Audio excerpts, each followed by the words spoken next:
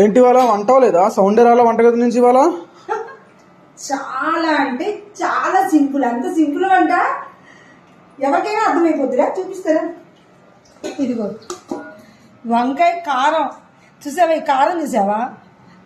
వంకాయలు వేయించి కారం అంటే ఎంత ఈజీ, 2 minutes అయిపోద్ది.